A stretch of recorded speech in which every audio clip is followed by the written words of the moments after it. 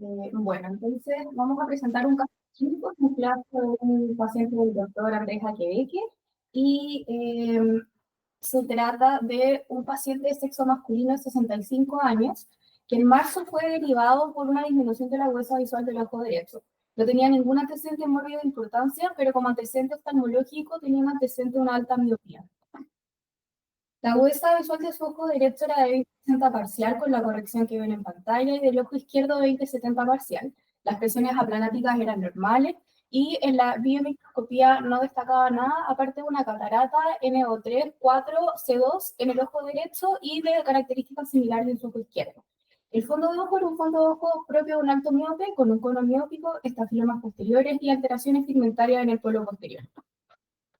Acá tenemos el OCT del ojo derecho del paciente. Podemos ver entonces estas características propias de la alta miopía, incluyendo un estafiloma posterior, adelgazamiento coroideo, además de una importante esquisis macular que incrementa hacia la zona temporal, y también existe una zona de tracción a nivel macular con este síndrome de tracción vitriomacular que en este caso podría considerarse que está generando algún grado pseudoagujero. En el ojo izquierdo las características son semejantes, pero el pseudoagujero macular es más característico que en el otro ojo. Y por lo tanto, acá se decidió hacer una cirugía de catarata, se colocó un lente monofocal de tipo Eyhans a más 12 dioptrías, se asoció con una vitrectomía, peeling de la membrana y además un sparing de membrana limitante interna y se dejó CFC al 20%. Esto se hizo primero en el ojo derecho con la intención inicial de también hacer esta cirugía en el ojo izquierdo. El sparing de membrana limitante interna es una técnica que se ocupa para hacer un peeling de la membrana limitante interna. Estas imágenes de acá son puntualmente de un paper que las muestra asociadas a agujeros maculares miópicos. En este caso se puede ver que la foto es de un fondo de ojo que se tomó intraquirúrgicamente y se puede ver que en esta zona de acá es donde se genera esa zona de sparing haciendo el peeling, respetando un ring de aproximadamente 500 millas, que es donde estaba el agujero. Que insisto, es lo del caso de este paper, que no es exactamente el caso presentado. Y esto es lo que muestra un poco cómo sería la técnica del peeling con estos movimientos centrípetos circulares alrededor de la lesión. Este es un paper que habla también de esta técnica del sparing, pero en el caso de una maculopatía con tracción miópica, y se compararon las técnicas, por una parte, de un peeling con el power sparing de la membrana limitante interna versus un peeling completo, y en este caso se vieron mejores resultados para esta técnica recientemente mencionada. A modo de recuerdo, la miopía patológica es el término que se emplea más actualmente para referirse, por ejemplo, a los altos miopes, y se refiere justamente a cambios patológicos asociados a la miopía. En general se define como un vicio de refracción que es mayor a menos 6 dioptrías y con largos axiales mayores a 26,5 milímetros. La causa no está del todo dilucidada, y existen algunas asociaciones, como las escasas actividades al aire libre en los niños, los trabajos de cerca, y la asociación genética tampoco ha sido muy bien establecida. Existen varios hallazgos en el fondo de ojo que podemos encontrar en la miopía patológica, incluyendo, por ejemplo, la degeneración en la tiz, degeneraciones vítreas, se pueden ver también las esquisis maculares, como el caso clínico, asociados o no a agujeros maculares, los Lager cracks, adelgazamientos coroideos, se pueden ver adelgazamientos esclerales también, estafilomas, como el estafiloma posterior que vimos recién también, y también la dome-shaped macula, que también es bien característica. Acá hay un caso de una esquisis miópica. Esto es algo que es progresivo. En el caso de una paciente, podemos ver cómo es la evolución de su esquisis a lo largo de los meses, donde ya en la imagen H se llega a una alteración total del elipsoide asociada a un desprendimiento, y también se puede ver un poco esta forma dome-shaped en el caso de la imagen I. La esquisis miópica tiene distintas alternativas terapéuticas, incluyendo taponamientos con gas, vacuum maculares, implicaciones esclerales o una vitrectomía con o sin peeling de la membrana limitante interna asociado a taponamiento con gas. Y finalmente, en el caso de que se trate de una maculopatía miópica que está asociada a un agujero macular, se puede hacer vitrectomía más un vacuum macular de manera combinada. Continuando con el caso entonces, Se hizo un control postoperatorio del paciente a las 24 horas y en este estaba todo normal, no hubo disminución de la agudeza visual, la presión estaba en rangos normales, pero a las 48 horas en el postoperatorio consultó de urgencia con otro oftalmólogo. Consultó por un dolor periocular, náuseas y vómitos, había tenido 2 episodios y no tenía dolor en el momento de la consulta. La agudeza visual de su ojo derecho era de movimiento de manos y esto se atribuyó a la presencia de gas. La presión estaba en 22 y en la biomicroscopía destacaba un grado de Tyndall, el lente estaba bien y no tenía ningún otro hallazgo llamativo. El fondo de ojo también se veía todo normal. Se hizo un nuevo control a la semana. En este caso la presión también estaba en rango normal. Tampoco se veía nada muy llamativo. El fondo de ojo, el gas estaba al 50% y se decidió volver a controlar en otras 3 semanas.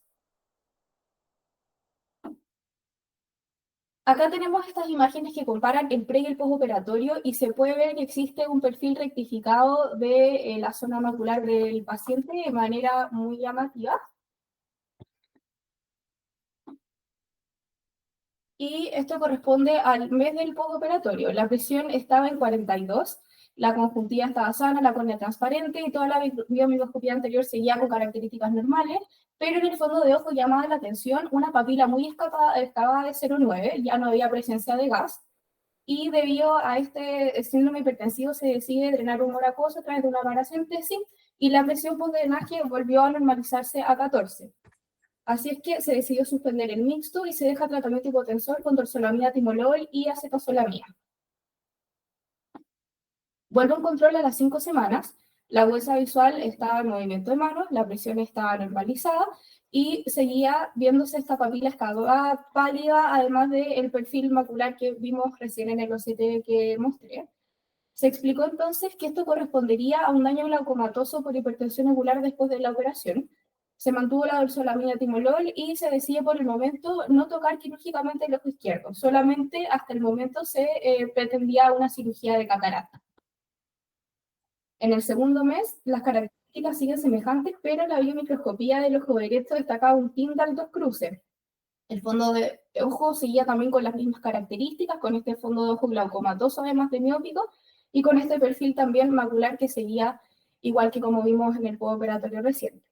Se diagnosticó entonces una uveitis postoperatoria tardía sobre agregar al cuadro de hipertensión que había tenido antes. Se decide mantener el hipotensor, pero además ahora entonces se agrega prednisolona al 1%. Y el paciente tenía que irse a Noruega, por lo tanto esto iba a implicar una discontinuidad de sus controles. Así que se le entregó un informe para que el paciente pudiera ser controlado allá. Y el paciente consultó de hecho con un oftalmólogo en Chile, además de un oftalmólogo en Noruega, quienes rectificaron los mismos hallazgos y efectivamente la parte quirúrgica o postquirúrgica estaba en muy buenas condiciones, pero que estaban estas características glaucomatosas que explicarían esta baja importante de la agudeza visual respecto a la que tenía inicialmente.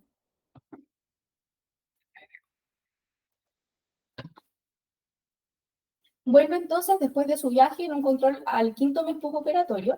La agudeza visual seguía en movimiento de manos, la del ojo izquierdo 20-100, y la presión neumática llama la atención que vuelve a ver un cuadro hipertensivo con 34 en el ojo derecho. Pero acá se logra indagar que el paciente mantuvo de forma automedicada la prednisolona una vez al día.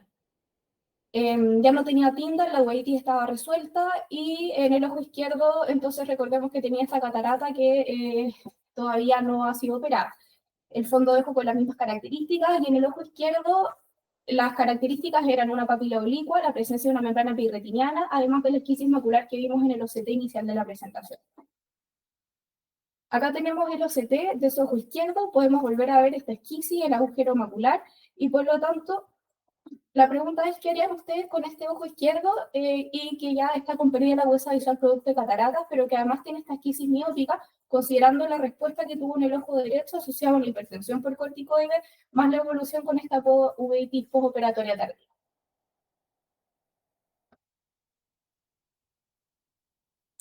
Bueno, yo pienso que es un caso muy interesante, un caso está bien, muy bien expuesto, Victoria, de todas maneras. Muchas gracias. La indicación en el ojo derecho está clara, está todo bien hecho. Y claro, esta, ¿cómo se llama? Hipertensión secundaria a corticoides es un asunto que no se da pocas veces, no solamente en la cirugía de vitrectomía, sino que también en la de catarata. Le llama la atención que en tan corto lapso haya habido un daño glaucomatoso tan importante. Es cierto que las presiones eran muy altas y de alguna forma se pasó el momento, ¿cómo se llama?, de la pesquisa de esta hipertensión y tal vez el haberla manejado un poco mejor, pienso yo. De todas maneras, en el ojo izquierdo yo creo que está clara que la indicación, a mi juicio, sí, es la misma. Y tratar de manejar esto, si estamos seguros que esto es por una reactividad de los corticoides, tratar de manejar la inflamación con antiinflamatorios no esteroidales, con corticoides de forma muy controlada e hipotensores que hagan que la presión, mientras está con los corticoides, se mantenga dentro de rangos normales o no demasiado alta. Yo creo que la indicación sigue siendo esa, a mi juicio. No sé qué opinas tú, Jorge o Gonzalo, Jaime, de esto. Hola, buenos días. Buenos días. ¿Cómo están? Gonzalo Sepúlveda. Quería hacer un par de comentarios. Me llama la atención, no me quedó claro, ¿qué visión preoperatoria tenía antes en el ojo derecho la paciente? 2070 parece, o 2080, 2080. 2080. ¿Y no tenía 2080. glaucoma? ¿No tenía hipertensión ocular previa?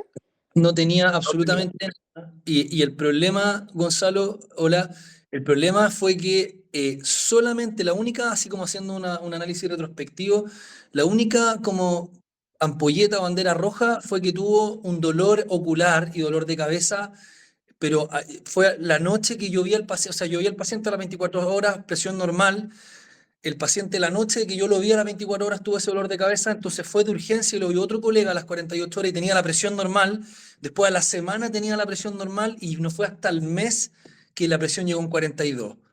Entonces fue como muy difícil de manejar. Yo a los pacientes postoperatorios les tomo la presión aplanática más encima. Entonces, eh, como que, y claro, con gas uno no puede ver más o menos. Entonces, claro, si la presión estaba en 42, 45, quizás el postoperatorio de la misma noche, quizás la presión llegó a 50 o 60. No sé, puede ser que sea la que haya tenido un daño así tan rápido, sobre todo estos pacientes miopes que tienen los tejidos tan friables. No sé qué opinan, pero Gonzalo es lo que quería opinar en el fondo. Sí, lo que pasa es que me llamó la atención, me pareció que pusieron una diapositiva que había tenido hipofasma y FEMA en los primeros días postoperatorios, ¿no? Hemorragia subconjuntival nomás, del cierre de la esclerotomía. Ah, ya, ok. No había hemorragia en cámara anterior, en el fondo. No, nada. Estaba, o sea, el ojo está súper bien. De hecho, la cirugía salió perfecta desde el punto de vista postoperatorio. Nunca tuvo ningún problema, salvo este dolor de cabeza. Y yo dije, no. O sea, no lo atribuía nada más que una cefalea. Dije, posquirúrgica, le molestaban los puntos. No tenía puntos, bueno, la esclerotomía, no sé. Sí, llama la atención la progresión tan rápida. O sea, terminar con una papila tan excavada en pocos días, pocas semanas, y nos obliga a tomar todas las precauciones con el otro ojo. Probablemente, a lo mejor podría ser hacer cirugía separada de catarata y retina en el ojo izquierdo, ir de a poco en el fondo, Claro. para evitar cualquier alza hipertensiva postoperatoria. Porque además usaste CFC al 20%, que no Sí. es un tamponamiento que dura poco. 2 semanas, por eso yo a la semana lo vi. Y tenía un 50% de gas, movimiento mano, dije, bueno, la visión de movimiento mano es porque tiene un 50% de gas. Y le dije, bueno, como ha estado todo bien el postoperatorio, ya no tuvo más dolor, estaba todo perfecto, voy a verlo al mes. Y ahí cuando lo vi al mes, claro, llegó con la presión en 42. De verdad, muy raro el caso. ¿Quién tiene levantada la mano? ¿Parece? Sí, hola Andrés. Oye, ¿y este paciente no tiene antecedente de uveitis previo a la cirugía? Sé que la uveitis hipertensiva por citomegalovirus, que es una uveitis anterior, que es muy hipertensiva, son como rango de presión de 40 a 50. Esos pacientes generalmente tienen poca inflamación en la cámara anterior. A veces puede como pasar un poquito desapercibida, pero sí cursan con presiones muy altas. Mira, no tenía nada Y fíjate que haciendo la prueba y viendo la historia para atrás, porque al final yo estoy sacando un poco las conclusiones con la historia clínica y como la evolución, ¿Mm? el paciente hacía hipertensión con corticoides. Yo creo que como yo sospeché ya a un principio que el paciente era corticorespondedor, le bajé el corticoide, le hice un tapering rápido de corticoide. Yo generalmente la pauta que hago es cada 4 horas una semana y cada 8 horas por 3 semanas más. Lo típico, ¿sí?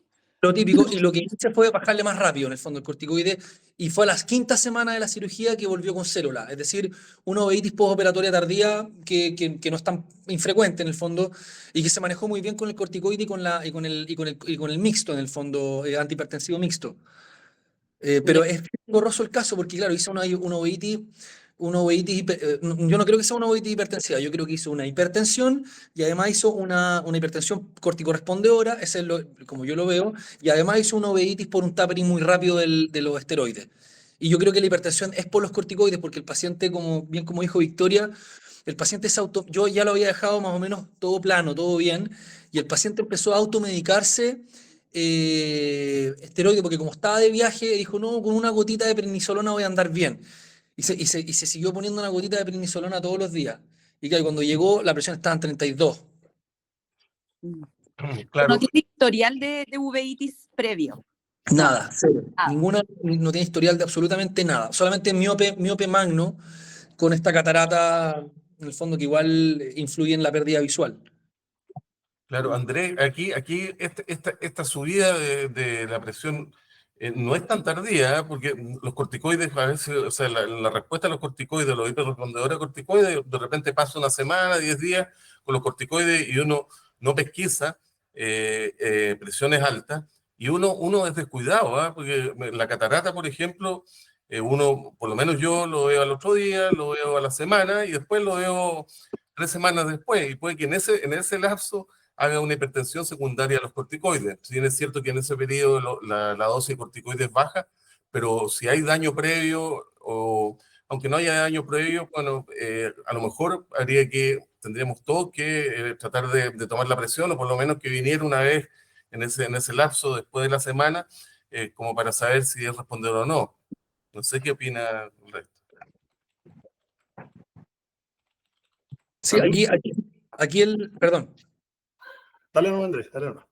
Que aquí en el fondo yo estoy en la disyuntiva, bien como decía Gonzalo, entre parcelizar un poco la cirugía. O sea, ofrecerle una cirugía de catarata y dejarlo solamente con AINE, dejarlo con acular, por ejemplo, una pauta descendiente que si un paciente que no es diabético no debería tener problemas. Y si gana mucha visión con esa cirugía de catarata, que igual una catarata que le podría hacer ganar visión y quedan un 20-40, 20-50 y el paciente está contento y la esquisis macular miópica del otro ojo está estable, quizás aguantar un poco más la cirugía, principalmente porque en el ojo que lo operé quedó un movimiento de mano. Pasó de 20-80 movimiento de mano y este ojo que partió en 20-80, el ojo izquierdo ahora está en 20-100. Ese es como mi comentario, pero tampoco estoy tan seguro porque, insisto, no es un caso como tan, así como de libro, en el fondo, que diga hay que hacer esto en el fondo. Oye, Andrés, sí, yo creo que, bueno, yo creo que el caso está súper bien manejado y todo y operado, y estas cosas ocurren en pacientes operados de retina o de retina y catarata. Yo lo he visto más también en pacientes miopes, que generalmente hacen más hipertensión a largo plazo que pacientes métropes. Y de hecho tengo más de un paciente que ha terminado en las manos de los glaucomatólogos, donde le han hecho ciclodiodo a algunos, a otros les han hecho válvula, pero son pocos, pero hay. ¿Ah? Ahora, yo creo que estos son pacientes que tienen predisposición al glaucoma, aunque no lo tengan previamente. Y tal vez una cosa que yo creo que es importante, que cuando uno tiene un paciente que lo opera y lo ve el día 1, después lo ve a la semana habitualmente, ¿no es cierto? Y cuando algo es diferente, algo está raro, hay un Tyndall, hay una presión un poquito más alta, yo creo que esos pacientes hay que verlo, y yo los veo todas las semanas, es una lata, pero los veo todas las semanas, porque las cosas cambian. Diferente un paciente que no tiene nada en esa primera semanita y uno dice ya venga al mes, por ejemplo. Es una cosa que puede ayudar para el control. Lo otro también es que cuando hacen hipertensión corticosteroidal, claro, uno trata de bajarle los corticoides lo más rápido posible. Yo generalmente lo cambio por los de prednol y eso, y en general eso da muy poca hipertensión y uno los puede mantener un buen tiempo con esa, más toda la batería de antiglucomatoso, pero con ese corticoide funcionan como que no hacen mucha hipertensión. Y también me preocupa también de pedirles muchas veces la paquimetría, que a veces uno se olvida. Pero a veces estos pacientes tienen 18, tienen paquimetría de, no sé, de baja de 400 y tanto, y los 18 en el fondo son 26 o 28. Entonces también a uno se le puede escapar por ahí esa parte. Yo creo que me es importante pedirla. Y en cuanto a tu plan operatorio del otro ojo, yo creo que sí, pues si él se quiere operar, pues ya tuvo una experiencia no muy buena con este ojo, si él insiste en operarse y todo, yo creo que hacerlo separado, como tú decías, es una... Y si él no quiere operarse todavía, habría que esperarlo, y si no separado, yo creo que es una alternativa. Y tomando las Lo corticoides. veo mañana. Y también podría hacer un estudio del otro ojo completo de glaucoma antes de operarlo, que también sería interesante. Sí, oye, y con respecto a lo que decías, que es súper interesante también el tema del seguimiento, a este paciente yo le seguí así porque nunca, o sea, siempre tuvo un postoperatorio correcto. De hecho, se vio a la semana, presión normal, perdón, se vio al día después, presión normal, a las 48 horas, presión normal, a la semana, presión normal y todo normal. Entonces, recién me llamó la atención algo cuando se le empezó a ir el gas, que fue cuando llegó al mes. Ahí ya, pero lamentablemente ya era muy tarde porque la papila estaba muy excavada. Yo no sé, ¿habrá hecho alguna crisis hipertensiva nocturna? No sé, estoy tratando ahí como de pensar un poco, pero muy rápido. Y claro, si lo veo el otro ojo, obviamente lo voy a dejar con acetazolamida, con gota, control muy cercano, o sea, lo voy a ver probablemente todos los días la primera semana y cada semana a partir de la segunda semana, pero Darío, claro. ¿tienes levantado la mano? Yo, Darío. sí, gracias, buenos días. Bueno, Jaime. hay varias cosas que comentar. Primero, te quería felicitar por el resultado quirúrgico. Realmente el perfil anatómico, pre y post, es muy bonito, que resolviste muy bien ahí la tracción y la esquisis macular. Se cerró completamente el agujero, quedó súper bien. Así que bien por tu técnica quirúrgica, yo creo que lo hiciste muy delicadamente. Segundo, se supone que los pacientes hiperrespondedores a corticoides se supone que corresponde al 5% de la población. Si alguien me corrige si maneja una cifra diferente, pero en este caso, bueno, un poco de mala suerte, por así decirlo, porque en realidad la probabilidad de que un paciente haga hipertensiones operatorias con el corticoide tan alta es baja, pero bueno, ocurrió. Lo que te quería preguntar era un poco el tema del seguimiento, porque me mencionaste que el paciente se fue a Noruega y me dijiste que estaba con gas. Entonces, yo no sé, ¿el paciente se fue con el gas todavía? No. ¿No? No, porque cuando yo lo vi al día siguiente, a las 24 horas, a las 48 horas, a la semana y al mes ya no tenía gas. Después Ah, lo vi una semana después de esa visita, porque ya había encontrado que se veía ahí el nervio óptico muy excavado, ya había hablado con él, en el fondo de lo que se veía, y él se fue a Noruega como a los 2 meses de la cirugía. Yo le dije SF6. ah, Sí. ok, perfecto, ya, muy bien. Y bueno, respecto al otro ojo, estoy muy de acuerdo en lo que se ha dicho, el manejo y todo, y yo coincido en que iría paso a paso, ¿ya? En el ojo, si bien técnicamente aquí no, digamos, no hay ninguna observación, yo creo que en el ojo izquierdo, dado lo que ocurrió en el ojo derecho, ¿cierto? Y el mal resultado visual, yo le propondría una cirugía de catarata, primero, inicial, para ver cuáles son, digamos, cuál es la ganancia de visión y para ver cuál es su respuesta también en el postoperatorio. Eso es lo que yo estaría de acuerdo un poco con lo que planteó Gonzalo. Bien. Y Jaime, ¿te habías levantado la mano? Sí, ¿se escucha ahí? Me recuerda un caso similar que tuve por un alto miope que superó un desprendimiento de retina y por una mala técnica en la concentración del gas hizo una hipertensión de 50 a 60, la cual drené en la consulta, pero en 24 a 48 horas ya se le produjo una atrofia del nervio óptico. Es decir, estoy haciendo una comparación porque en este caso el paciente, según la historia, llegó un día con vómito y con cefalea y que lo obligó a consultar. Entonces, me da la impresión de que ahí hizo una crisis hipertensiva violenta que le llevó a la atrofia del nervio óptico y no sé, a eso coayudado eso con una respuesta a los corticoides, que no sé si lo de la uveitis hipertensiva o la respuesta a los corticoides ayudaron a la atrofia completa o sencillamente lo que no coincide acá es que la hipertensión se presentó a las 2 semanas por No, por los que eso es controles. lo que, ¿Cómo? eso es lo que no sabemos, porque yo, claro, yo lo vi a las 24 horas y ese día la presión era 21 o 22. Y en la noche de esa visita, de ese control, él tuvo esta migraña y el dolor de cabeza que fue, no sé, 20 horas después de la cirugía. Entonces él fue de urgencia al día siguiente y vio otro colega que dijo que no, que la presión estaba normal. Entonces, bien como dice usted, Doc, yo creo que en la noche, efectivamente, tal como dice usted, tiene que haber hecho alguna crisis hipertensiva muy violenta, pero que fue la segunda noche de la cirugía, entonces no me logro explicar bien qué pasó porque la concentración del gas estaba bien, siempre tuvo presiones normales, no, es Lo más como... probable es que haya habido un bloqueo angular Mm, y que lo llevó a la hipertensión. Yo creo que se produjo un bloqueo de cirugía combinada de cataratas con vitrectomía, pero yo recuerdo que el caso mío era con gas largo, un C3S8 al 12%, y aquí estamos hablando de un gas corto. claro. Bueno, eso es lo que yo puedo aportar en la experiencia, que fue muy terrible porque el paciente quedó en atrocia y yo no, fue una cirugía de retina exclusivamente, hizo una catarata a la larga, lo operamos, me acuerdo, con el doctor Mura, le hicimos una plastía de, de iris porque había una dislaceración, no recuerdo bien el caso, por qué fue la plastía con el iris, pero ya había atrofia con visión cuenta dedos.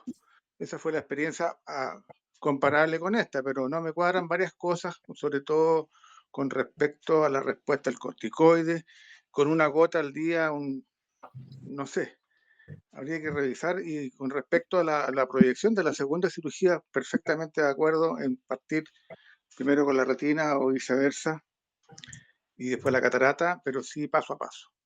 Mm. Sí, hola, acá Mauricio Parroquia. ¿Qué tal? Oye, buena la presentación, muchas gracias. Alcancé a agarrarla, pero más al final, así que no. Te quería preguntar, acá, ¿no usaste acetazolamida desde un inicio? No sé por qué, ¿No lo usas habitualmente la no, acetazolamida en la vitrectomía? no lo uso habitualmente, no lo uso Ah, ya, habitualmente, ya, no porque porque con claro, control... yo usualmente uso acetazolamida los primeros días.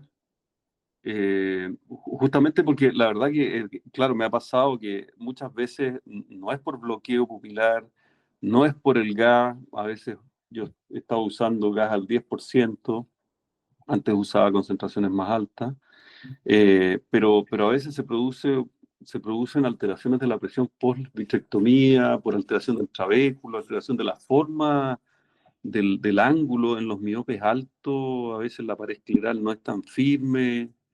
Entonces yo de regla uso, pero de todas maneras, los miopes altos a mí me han pasado cosas increíbles, como por ejemplo operar una catarata en un miope magno y que se contraiga el saco capsular y te produzca un desprendimiento del cuerpo ciliar y te le lleve a hipotonía. Mm, claro. Son de respeto a esos pacientes, así que Mauricio, ¿usas acetazolamida en caso de pacientes miopes altos o en general para todos los no, yo en general, no sé qué es lo que hacen todos acá, pero yo en general en el postoperatorio de una vitrectomía les dejo de regla una acetazolamida, o sea, una cada 12, 250 cada 12 los primeros días, los primeros 3, 4 días, y como decía alguien por ahí, claro, los controlo, sobre todo cuando son miope alto, tal vez los controlo un poquito más, tal vez todas las semanas, o la primera semana, o la segunda semana, no sé, y ahí a la cuarta semana, porque claro, uno, claro, se lleva sorpresa a veces con los miopes magnos. Sí. Pero muchas gracias, muy interesante. Bueno, yo creo que queda más o menos claro la opinión de todo Andrés. No sé qué va a hacer con el paciente, pero pienso que va a tomar las recomendaciones de todos los Sí, cirujanos acá. lo veo mañana, de hecho, por eso queríamos hacer la presentación hoy. Y le dije, Vamos a presentar el caso ahí en reunión clínica y porque no es un caso fácil en el fondo, porque, a ver, técnicamente más o menos está claro lo que hay que hacer, pero desde el punto de vista de la evolución, o sea, claro, una hipertensión, una uveitis, que nunca haya marcado hipertensión hasta el mes, Entonces, claro, yo creo que sí, efectivamente voy a tomar todas las recomendaciones. Quizás lo voy a operar parcelado, lo voy a dejar acetazolamida para cirugía de catarata, igual, tópico, voy a controlarlo muy de cerca y si va bien, ahí le voy a ofrecer recién la cirugía de retina. Probablemente no le deje gas, porque no tiene un agujero macular. Probablemente le deje aire, 50% de aire. Pero yo creo que sí, eso es lo que vamos a hacer, parcelado.